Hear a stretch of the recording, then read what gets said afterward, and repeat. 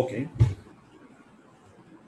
ওকে তো আমরা আজকের ক্লাসে বুঝবো ফ্রিল্যান্সিং বনাম সরকারি চাকরি। সরকারি চাকরি ভালো নাকি ফ্রিল্যান্সিং ভালো? তো আপনারা আবার সম্পূর্ণ আলোচনাটা শুনবেন, শুনে আপনার মতামত আপনি নিচের কমেন্টস বক্সে ব্যক্ত করতে পারবেন। সম্পূর্ণ আলোচনা না শুনে দয়া করে কমেন্টস করবেন না। তো আমি তুলনা করছি সরকারি চাকরি এবং ফ্রিল্যান্সিং এর সাথে আমি তুলনা করছি এবং আপনারাই কমেন্টস করে জানাবেন কোনটি ভালো। প্রথমত, সরকারি চাকরি আনলিমিটেড না, সরকারি চাকরি খুবই সামান্য। তার মানে প্রতি বছর যে পরিমাণ ছেলে পড়াশোনা শেষ করে বের হয় তার বড়জোর 1% ছেলে সরকারি চাকরি পাবে আর 99% ছেলে সরকারি চাকরি পাবে না। তাহলে সরকারি চাকরির প্রথম অসুবিধা হলো এটা যে আপনি চাইলেই আপনি সরকারি চাকরি পেতে পারেন না। ওকে, আপনাকে দীর্ঘ সময় আপনাকে কি মানে আপনার এটা অনিশ্চিত। তার মানে সরকারি চাকরি যে আপনি পাবেন, আপনি যদি আজকে থেকে কঠিনভাবে যদি প্রিপারেশন শুরু করেন, আপনি যে সরকারি চাকরি পাবেন তার সম্ভাবনা মাত্র 1%, আর সরকারি চাকরি পাবেন না তার সম্ভাবনা হলো 99%। সফল হওয়ার সম্ভাবনা মাত্র 1%, আর ব্যর্থ হওয়ার সম্ভাবনা 99%। আচ্ছা, ঠিক আছে। তো একটা হলো বিষয়। 2 নম্বর হলো সরকারি চাকরি পাওয়ার জন্য একটা দীর্ঘ সময় প্রিপারেশন নিতে হয়। সরকারি চাকরি পাওয়ার জন্য আপনাকে কমপক্ষে 2 বছর আপনাকে পরিশ্রম করতে হবে। সরকারি চাকরির আপনি মনে করেন গ্র্যাজুয়েশন কমপ্লিট করেছেন, কমপ্লিট করার পর এই সরকারি চাকরির সার্কুলারের জন্য ওয়েট করা, চাকরিতে অ্যাপ্লাই করা, লিখিত পরীক্ষা, ভাইভা পরীক্ষা, এরপরে কি করা, পোস্টিং পাওয়া, এটার জন্য কমপক্ষে দীর্ঘ 2 বছর কমে সরকারি চাকরি হয় না। ওকে, আর আপনি যদি ফ্রিল্যান্সিং করেন আপনি মাত্র প্রথম মাস থেকে আপনি ইনকাম শুরু করতে পারবেন এবং মোটামুটি 3 মাস পর থেকে সরকারি চাকরি আপনাকে যে পরিমাণ স্যালারি দেবে সেই পরিমাণ স্যালারি 3 মাস পর থেকে আপনার ইনকাম হতে থাকবে। 6 মাস পরে এটা ডাবল হবে, মানে 50,000 অ্যাবাভ আপনি ইনকাম করতে পারবেন এবং 1 বছর পর থেকে কমপক্ষে 1 লক্ষ টাকার উপরে আপনি ইনকাম করতে পারবেন ফ্রিল্যান্সিং করে। কিন্তু কথা হলো ফ্রিল্যান্সিংটাকে চাকরির মতো করে করতে হবে। আপনি যদি ডেইলি 12 ঘন্টা, আপনি যদি সরকারি চাকরি করতেন আপনি ডেইলি 12 ঘন্টা করে আপনি সময় দিতেন। আপনি জব করতেন 9 ঘন্টা, আর অফিসে যাওয়া যেতে 1.5 ঘন্টা, মানে সকালে ঘুম থেকে ওঠা, প্রিপারেশন নেওয়া, অফিসে যাওয়া এটার জন্য 1.5 ঘন্টা, আবার রাত্রেবেলা অফিস থেকে সন্ধ্যায় অফিস থেকে বাসায় আসা, বিশ্রাম করা, এটার জন্য আরো 1.5 ঘন্টা, আরো 3 ঘন্টা সময় লাগবে। 9 ঘন্টা চাকরি আর 3 ঘন্টা যাওয়া আসার সময় সব মিলিয়ে হলো কি 12 ঘন্টা। তো সুতরাং সরকারি চাকরিগুলো আপনি যেভাবে 12 ঘন্টা করে সময় দিতেন ঠিক একইভাবে আপনি যদি ফ্রিল্যান্সিং করেন চাকরির মতো করে এবং ডেলি 12 ঘন্টা যদি আপনি চাকরির মতো করে খুবই মনোযোগ সহকারে যদি আপনি সময় দেন, তাহলে ফ্রিল্যান্সিং এ সরকারি চাকরি করে যা ইনকাম হবে ফ্রিল্যান্সিং করে তার 10 গুণ বেশি ইনকাম হবে।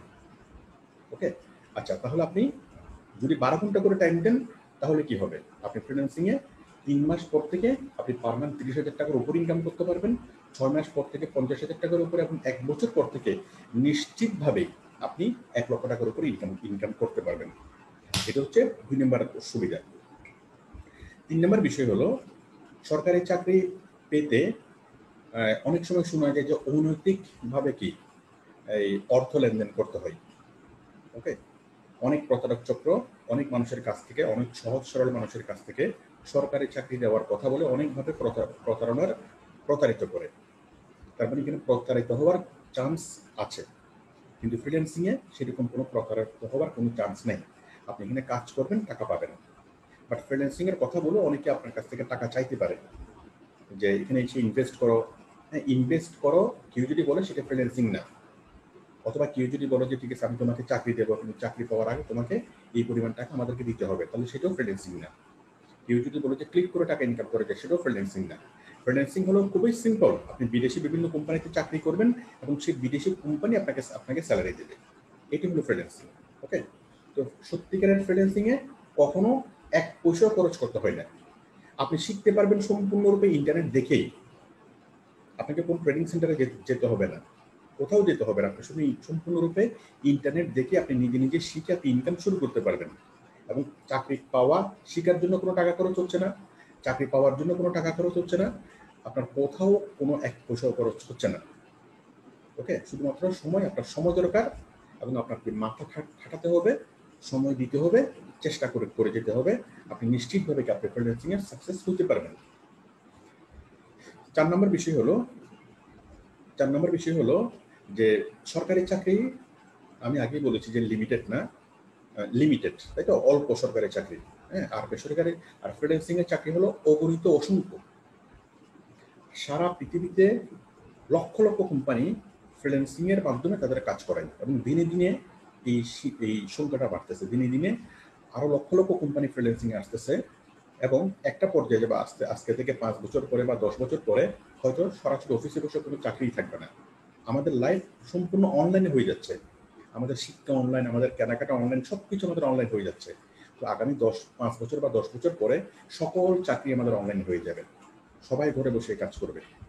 ওকে, তো ফ্রিল্যান্সিং এই কারণে বিদেশি কোম্পানিগুলো অনেক বেশি পরিমাণ দিনে দিনে ইনভলভ করছে ফ্রিল্যান্সিং এ। কেন? কারণ সরাসরি একজন এমপ্লয়কে দিয়ে কাজ করাতে যদি 10 টাকা বেতন দেওয়া লাগে, ফ্রিল্যান্সিং এর মাধ্যমে যদি কাজ করায় তাকে 1 টাকা বেতন দিলে চলে সেম কাজের জন্য। তার মানে কোনো একটা কোম্পানির খরচ 10 গুণ কমে যায় যদি সে ফ্রিল্যান্সিং এর মাধ্যমে কাজ করায়। এবং এই সুবিধার জন্য দিনে দিনে প্রচুর কোম্পানি হয়তো তাদের হাফ এমপ্লয়মেন্ট বা ফুল এমপ্লয়মেন্ট তারা সম্পূর্ণরূপে ফ্রিল্যান্সিং এ নিয়ে এসছে এবং ভবিষ্যৎ পৃথিবী হবে ফ্রিল্যান্সিং এর পৃথিবী। আচ্ছা, তাহলে আপনি যদি এই সরকারি চাকরির জন্য যদি ওয়েট করেন, আপনাকে একটা জব পেতে হয়তো কয়েক মাস ওয়েট করতে হতে পারে একটা জবের অ্যাপ্লাই করার জন্য। আর যদি ফ্রিল্যান্সিং এ যদি হয়, আপনার আজকেই যদি আপনার একটা জব যদি চান, আপনি আজকে অসংখ্য চাকরিতে আপনি অ্যাপ্লাই করতে পারবেন, অসংখ্য অগণিত চাকরিতে আপনি অ্যাপ্লাই করতে পারবেন। সরকারি চাকরি যদি চলে যায় তাহলে আপনার আরেকটা চাকরি পাওয়া অনেক কঠিন হবে। হ্যাঁ, যদিও অনেকে বলে যে সরকারি চাকরি চাই না, আসলে যেতেও তো পারে পলিটিক্সের শিকার হয়ে বা ষড়যন্ত্রমূলকভাবে বা অন্যায়ভাবে অনেকভাবেই কি হতে পারেন, চাকরি থেকে অনেকের চাকরি চলে যেতে পারে বা ওএসডি হতে পারে। তো কোনো একটা মানুষের যদি মধ্যবয়সে এসে চাকরি চলে যায়, তার জন্য নতুন আরেকটা চাকরি জোগাড় করা সেটা অনেক কঠিন কাজ এবং অনেক ক্ষেত্রে সেটা অসম্ভব বা তার যোগ্যতা সম্পন্ন চাকরি জোগাড় করা। কিন্তু ফ্রিল্যান্সিং এর ক্ষেত্রে আপনার আজকে যদি একটা চাকরি চলে যায়, আপনি আজকে আরেকটা চাকরি আপনি ম্যানেজ করতে পারবেন, বিন্দুমাত্র কোনো প্রবলেম হবে না। ওকে, কারণ সরকারি চাকরি মানে ফ্রিল্যান্সিং এর মাধ্যমে আপনি অসংখ্য কোম্পানিতে আজকে অ্যাপ্লাই করতে পারবেন এবং আপনার যোগ্যতা অনুসারে আপনি কি চাকরি খুঁজে নিতে পারবেন। ইনকাম, সরকারি চাকরিতে শুরু স্টার্টিং এ বেতন হয় 30 থেকে 35,000 টাকা। ওকে, আর কমপক্ষে এই বেতনটা ডাবল হতে 60 থেকে 70,000 টাকা হইতে কমপক্ষে 5 বছর সময় লাগবে। আমার যতটুকু মনে হয়, আমি যতটুকু জানি যে 5 বছরও হবে না, তার চেয়ে বেশি লাগবে। আমি তর্কের ক্ষেত্রে আমি বোঝানোর ক্ষেত্রে ধরে নিলাম যে এটা 5 বছর লাগবে। ওকে, ডাবল হতে। আর ফ্রিল্যান্সিং এর ক্ষেত্রে বেতন ডাবল হতে সময় লাগে মাত্র 3 মাস। আপনি যদি আজকে থেকে কোনো একটা কোম্পানিতে জব করা শুরু করেন, আপনি যদি আপনার সর্বোচ্চ যদি ট্রাই করেন এবং আপনি যদি পরিপূর্ণভাবে খুব ভালোভাবে যদি সেই কোম্পানির জন্য কাজ করেন, তাহলে কোম্পানি 3 মাসের মধ্যে আপনার বেতন ডাবল করবে। যদি না করলে আপনি জব ছেড়ে দিবেন। আপনি জব আজকে যদি আপনি আমেরিকান একটা কোম্পানির জব ছেড়ে দেন, কালকে আপনি এই জার্মানির একটা কোম্পানিতে আপনি জয়েন করতে পারবেন। পরশুদিন ওইটা জাম্প করে আপনি ফ্রান্সের আরেকটা কোম্পানিতে আপনি জয়েন করতে পারবেন। আপনার তো হাত পা খোলা। ওকে, তো সুতরাং জব আপনি যদি সঠিকভাবে যদি আপনি কাজ করেন, যদি আপনি কাজ শিখে যান, যদি আপনি কাজ পারেন, তাহলে আপনার কখনো কোনো জবের কোনো প্রবলেম হবে না। জব সিকিউরিটি, একটু আগে বললাম যে সরকারি চাকরি চলে যেতে পারে। আর ফ্রিল্যান্সিং এর জন্য জব সিকিউরিটি কেমন? হ্যাঁ, যদি আপনার কাজ যদি আপনি শিখে ফেলতে পারেন, তাহলে একটা চাকরি চলে গেলে আর অনেক চাকরি আসবে। সুতরাং সবচেয়ে সিকিউর জব হলো ফ্রিল্যান্সিং। সরকারি চাকরি মোটেই সিকিউর না, কিন্তু ফ্রিল্যান্সিং সিকিউর। আপনার সাথে যদি স্কিল থাকে তাহলে আপনার এই জবটা পুরোপুরি সিকিউর। সরকারি চাকরি যদি করতে হয়, আপনার যে এই পেমেন্টটা আসতেছে, সরকারি চাকরি করতে হলে অনেকেই ইচ্ছাকৃতভাবে বা অনিচ্ছাকৃতভাবে বা একান্তভাবে বাধ্য হয়ে অনেক ক্ষেত্রে অনেক অন্যায়ের সাথে আপোষ করতে হয়। আমি সবাইকে বলছি না, কিছু কিছু ক্ষেত্রে আমরা এই টিভিতে দেখি বা পেপারে দেখি যে অন্যায়ের সাথে আপোষ করতে হয়। বাকিটা আপনারা বুঝে নেন। ওকে, আপোষ করে বা আপোষ করতে হয়। হ্যাঁ, এটা হয়তো ইচ্ছাকৃতভাবে হতে পারে, ইচ্ছার বিরুদ্ধে অনেকের ক্ষেত্রে হতে পারে। কিন্তু ফ্রিল্যান্সিং এর ক্ষেত্রে আপনাকে কখনো কোনো অন্যায় বা অবৈধ কাজ করতে হবে না। আপনাকে কখনো বিবেকের কাছে দায়বদ্ধ থাকতে হবে না। সুতরাং ফ্রিল্যান্সিং এর মাধ্যমে আমাদের যে ইনকামটা হচ্ছে, এটা 100% হালাল। ওকে, তো এইভাবে এই অবসর, সরকারি চাকরিতে আপনি একটা পর্যায়ে গিয়ে অবসর পাবেন, কিন্তু বেসরকারি চাকরিতে আপনাকে অবসর নিতে হবে না। যতদিন ইচ্ছা এই ফ্রিল্যান্সিং এর ক্ষেত্রে আপনি ফ্রিল্যান্সিং করে যেতে পারবেন, এবং যত আপনার আপনি বেশি সময় এখানে স্টে করবেন, তত আপনি যত সিনিয়র হবেন তত আপনি এখানে এক্সট্রা অনেক অ্যাডভান্টেজ পাবেন। নতুন আপনি যত সিনিয়র হবেন তখন আপনাকে খুব বেশি কাজ করতে হবে না, জুনিয়ররাই কাজ করবে, কিন্তু আপনি কি ম্যাক্সিমাম পেমেন্ট আপনি নিতে পারবেন। নতুন অবস্থায় আপনাকে প্রচুর কাজ করতে হবে, কিন্তু যত আপনি পুরাতন হবেন তত কি এই ম্যাক্সিমাম কাজ আপনি আপনার হেল্পিং হ্যান্ড দিয়ে করে করতে পারবেন। হ্যাঁ, আপনি ধরেন 3-4টা কোম্পানিতে আপনি চাকরি করতেছেন, তাহলে আপনি যখন অনেকগুলো চাকরি করবেন তখন এই ম্যাক্সিমাম কাজ 95% কাজ আপনি আপনার হেল্পিং হ্যান্ড দিয়ে করে ফেলতে পারবেন, 2-3 জনকে আপনার অধীনে অ্যাপয়েন্ট করে। খুব অল্প কাজ করবেন, কিন্তু ম্যাক্সিমাম পেমেন্ট কি সকল পেমেন্ট আপনিই পাবেন, এবং যারা আছে তাদেরকে অল্প সামান্যটুকু দিলেই হবে। তো যত সময় যাবে, ঠিক এটা লয়ারের মতো, ল প্রফেশনে দেখবেন যে যিনি সবচেয়ে সিনিয়র লয়ার সকল পেমেন্ট উনিই নেন, এবং জুনিয়ররা উনি সবচেয়ে কম কাজ করেন, এবং জুনিয়ররা সবচেয়ে বেশি কাজ করে এবং ওরা সবচেয়ে কম স্যালারি পায়। ঠিক ফ্রিল্যান্সিংও সেরকম। আচ্ছা, তো এভাবেই মানে আচ্ছা, আরেকটা জিনিস আপনারা যেটা বলতে পারেন সেটা হচ্ছে যে ফ্রিল্যান্সিং সরকারের চাকরি দুটো পেনশন আছে, ফ্রিল্যান্সিং এ তো কোনো পেনশন নেই। আচ্ছা, এখন আপনি যদি আজকে যদি 1 লক্ষ টাকা যদি ব্যাংকে জমা রাখেন, হ্যাঁ, এবং সেটা যদি চক্রবৃদ্ধি হারে যদি এটা বাড়তে থাকে, তাহলে 1 বছর পরে বা 30 বছর পরে গিয়ে সেই 1 লক্ষ টাকাটাই হয়ে যাবে 3 কোটি টাকা। আপনারা চক্রবৃদ্ধি হিসাবটা আপনারা করে দেখতে পারেন। অথবা আপনি যদি 1 লক্ষ টাকা দিয়ে আজকে যদি একটা জায়গা কিনেন, তাহলে 30 বছর পরে সেই 1 লক্ষ টাকার জায়গাটাই হয়ে যাবে কমপক্ষে 10 কোটি টাকা। আপনি চিন্তা করে দেখেন, আজকে থেকে 30 বছর আগে যেই জায়গার দাম আজকে 1 কোটি টাকা, 30 বছর আগে সেই জায়গার দাম কত ছিল। ওকে, সুতরাং আপনি যদি আজকে ফ্রিল্যান্সিং করে কিছু টাকা ইনভেস্ট করে আপনি যদি একটা জমি কিনে যদি ফেলে রাখেন যে হ্যাঁ এটা আমার পেনশন, এটা আমার এককালীন টাকা, আমি যেটা পাবো সেটাই, 30 বছর পরে কি আপনি সেই জমিটা বিক্রি করেন, দেখবেন যে সরকারি চাকরিতে যা দিবে, হ্যাঁ, সরকারি চাকরিতে দিলে আপনাকে 50 লাখ, 60 লাখ, 70 লাখ টাকা দিবে, কিন্তু ওইখানে তার চেয়ে বেশি আপনি কি ওখানে পাবেন, জাস্ট 1 লক্ষ টাকা যদি আপনি ইনভেস্ট করে রাখেন।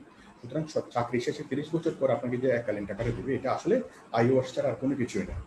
আচ্ছা, এরপর অনেকে বলতে পারেন যে পেনশন, হ্যাঁ, যে সরকারি চাকরিতে পেনশন আছে, যতদিন জীবন থাকে ততদিন পেনশন পাওয়া যাবে, বেসরকারি চাকরিতে পেনশন নেই, তাই না?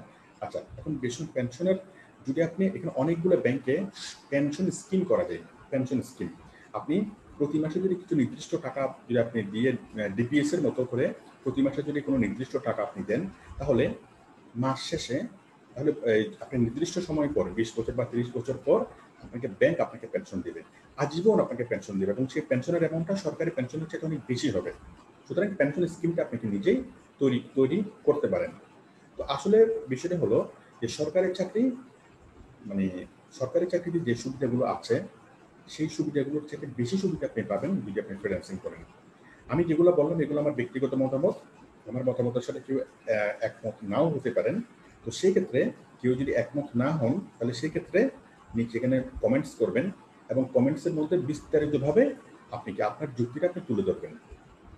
আমি জানতে চাই, আমি বুঝতে চাই যে আমি যে যুক্তিগুলোর কথা বললাম সেই যুক্তিগুলো আমি খণ্ডন করতে চাই, খণ্ডন করেন, আমি সেটাই চাই। ঠিক আছে? তো যদি আপনারা আমার যুক্তিগুলোকে খণ্ডন করতে পারেন, যদি বুঝাতে পারেন যে না ঠিক আছে ফ্রিল্যান্সিং সরকারি চাকরি ভালো, আমি আপনাদের কথাকে মেনে নেব, এবং আমি নেক্সট আরো একটা ভিডিও করবো যে হ্যাঁ আমি যেটা বলেছিলাম সেটা আমি ভুল বলেছিলাম, আসলে সরকারি চাকরি ভালো। দয়া করে আমাকে বুঝাতে হবে। খারাপ ভাষা ব্যবহার করে এই করতে পারেন, খারাপ ভাষা ব্যবহার করতে পারেন, যেভাবে ইচ্ছে সেভাবে বলতে পারেন, আপনার স্বাধীনতা আছে। ওকে, কোনো সমস্যা নেই। বাট আমি আশা করব আপনি কি শালীন ভাষায় সুন্দরভাবে আপনি কি বিষয়টা লিখবেন যেটা আমি বুঝতে পারি। ঠিক আছে, আমি যেন বুঝতে পারি। আর যদি হয় তাহলে হয়তো কি, যদি আমার কথা আপনি বুঝেন তাহলে আমার কথা আপনি মেনে নেবেন, আর আপনার যদি কোনো কাউন্টার কোনো যুক্তি যদি না থাকে তাহলে আমি ধরে নেব যে আমারটাই সঠিক। তো ঠিক আছে, সবাই ভালো থাকবেন, আমি বিদায় নিচ্ছি। আল্লাহ হাফেজ।